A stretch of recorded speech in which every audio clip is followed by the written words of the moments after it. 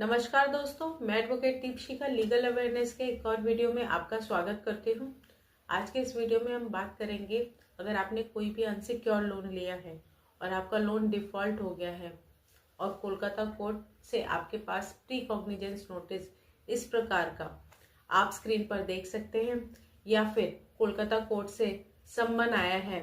सम्मन इस प्रकार का हो सकता है, आप स्क्रीन पर देख सकते हैं, या फिर आप सम्मन आने पर कोर्ट में अपीयर नहीं होते हैं और आपके पास कोर्ट से अरेस्ट वारंट ER वारंट, जो कि आप स्क्रीन पर देख सकते हैं, इस प्रकार का हो सकता है।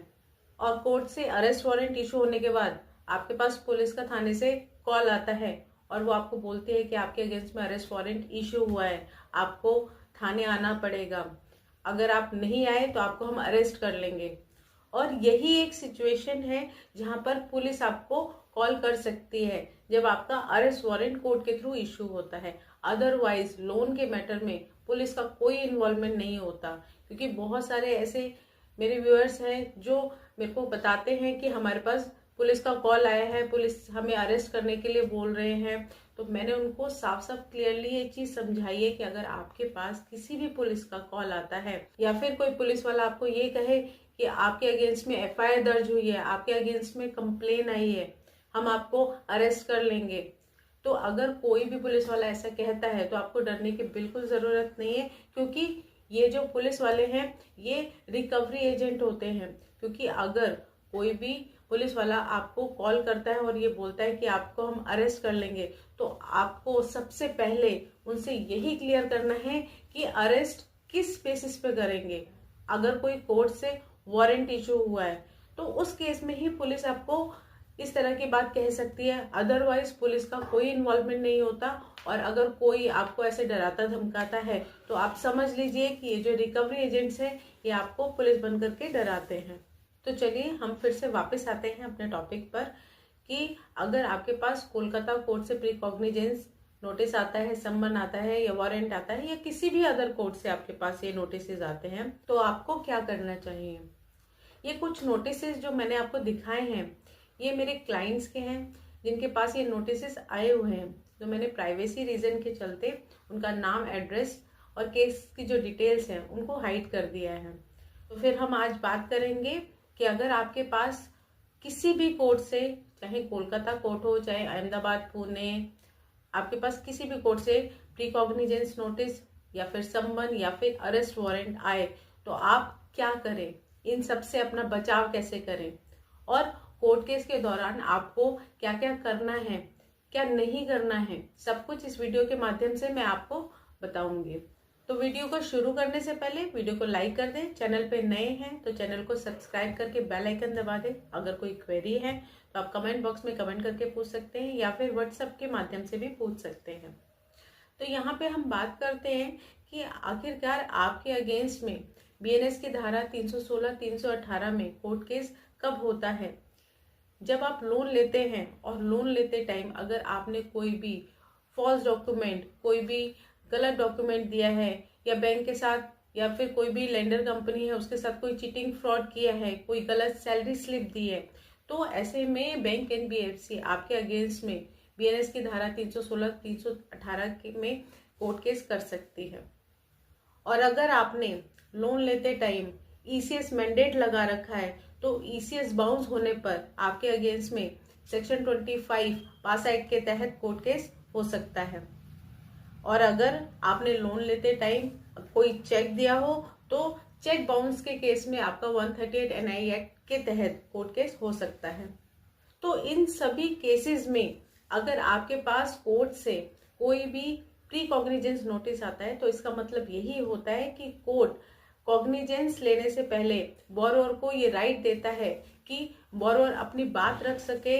बोरोअर को पूरा पूरा राइट है अपना डिफेंस रखने का। अगर उसको लग रहा है कि जो कोर्ट केस हुआ है वो नहीं होना चाहिए, वो मेंटेनेबल नहीं है, तो वो अपनी बात रख सकता है इस प्री कॉग्निजेंस नोटिस में।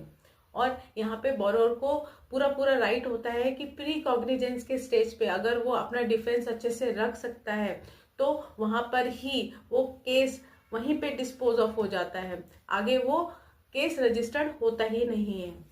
और अगर आप प्री कॉग्निजेंस नोटिस का जवाब नहीं देते हैं या फिर संतोषजनक जवाब नहीं देते हैं तो कोर्ट आपका केस रजिस्टर्ड कर लेता है और आपके अगेंस्ट में समन इशू हो जाता है।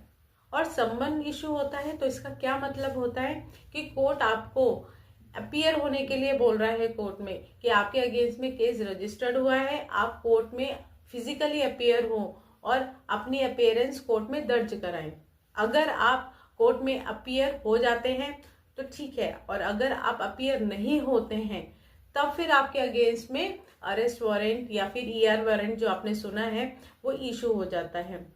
तो ईआर वारंट इशू होने का क्या मतलब होता है कि जब किसी के अगेंस्ट में समन इशू हुआ है और अगर समन इशू होने के बाद भी वो कोर्ट में अपीयर नहीं होता है तो कोर्ट को ये पावर है कि वो उसके अगेंस्ट में arrest warrant ER warrant issue करे।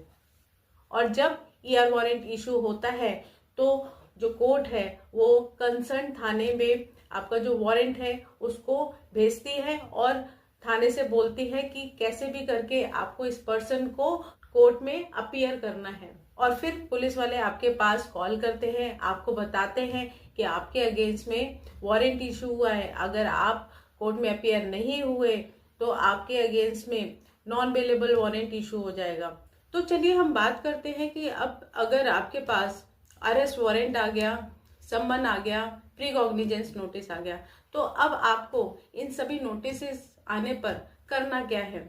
अब जैसे कि अगर प्री कॉग्निजेंस नोटिस आया है और आपको कोर्ट में सबसे पहले अपना कॉग्निजेंस रखना है और आपको कोर्ट को ये बताना है कि हमारे अगेंस्ट में जो भी कंप्लेन फाइल हुई है या फिर जो भी केस फाइल हुआ है वो केस बनता नहीं है, क्यों नहीं बनता है, वही रीजन आपको कोर्ट को बताना होगा। और अगर कोर्ट आपसे संतुष्ट होती है आपकी बात से तो आपका केस वहीं के वहीं खत्म हो जाता है।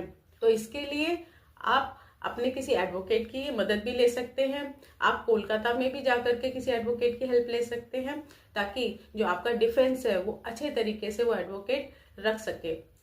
और अगर आपके पास समन इशू हो जाता है, अगर आप प्री कॉग्निजेंस नोटिस पे नहीं जाते हैं, अगर आप संतोषजनक जवाब भी नहीं दे पाते हैं या फिर किसी के पास प्री कॉग्निजेंस नोटिस आता ही नहीं है, डायरेक्ट समन आता है, तो सम्मन का मतलब मैंने आपको बताया कि कोर्ट आपको अपीयर होने के लिए बोल रहा है, तो आपको फिजिकली कोर्ट में अपीयर होना होता है। तो आप कोर्ट के नोटिस को या फिर सम्मन को इग्नोर बिल्कुल ना करें, आप वहां पे जाएं, अपीयर हो। और अपीयर होके आपको करना क्या है, आपको सबसे पहले ये जानना है कि आपके अगेंस्ट में जो कंप्लेन हुई है वो कंप्लेन आखिर है क्या। आपको पता ही नहीं होता है क्योंकि आपके पास चाहे प्री कॉग्निजेंस नोटिस आए, चाहे समन आए या फिर आपके पास किसी भी तरीके का कोई नोटिस आता है और उसके साथ में कंप्लेन की कॉपी होनी चाहिए जो कि आपके पास नहीं आती है। अगर आपके पास आ जाती है तो आपको पता हो जाता है कि ये कंप्लेन मेरे अगेंस्ट में हुई है और आप उसका जवाब अच्छे से दे सकते हैं। बट अगर कंप्लेन की कॉपी प्री कॉग्निजेंस नोटिस के साथ भी नहीं आई है, सम्मन है उसके साथ भी नहीं आई है, तो आपको कैसे पता चलेगा कि आपके अगेंस्ट में कंप्लेन आखिर हुई क्या है। और अगर कंप्लेन नहीं पता होगा तो आप अपना डिफेंस, आप अपना जवाब कैसे दे सकते हैं। तो इसलिए कोर्ट में जाएं, जब भी आप अपीयर होते हैं, चाहे सम्मन आने पर या फिर प्री कॉग्निजेंस पे, तो आप कोर्ट से ये डिमांड कर सकते हैं कि हमें कंप्लेन की कॉपी रिसीव नहीं हुई है, हमें कंप्लेन की कॉपी दी जाए ताकि हम अपना पक्ष, अपना बचाव रख सकें। और बेल लेकर के अपने केस को कंटेस्ट कर सकते हैं। और आप चाहें तो बैंक एनबीएफसी से अपना सेटलमेंट कर सकते हैं क्योंकि सेक्शन 25 पासा एक्ट या फिर 138 एनआई एक्ट ये दोनों कंपाउंडेबल होते हैं। आप सेटलमेंट करके अपने केस को क्लोज कर सकते हैं। तो सेटलमेंट कब होता है, कैसे होता है और कितने में होता है, उसके लिए मैंने वीडियो बनाई है, आप चैनल पे जाकर के देख सकते हैं। तो आज का वीडियो यहीं तक। वीडियो को अंत तक देखने के लिए बहुत बहुत धन्यवाद। नमस्कार।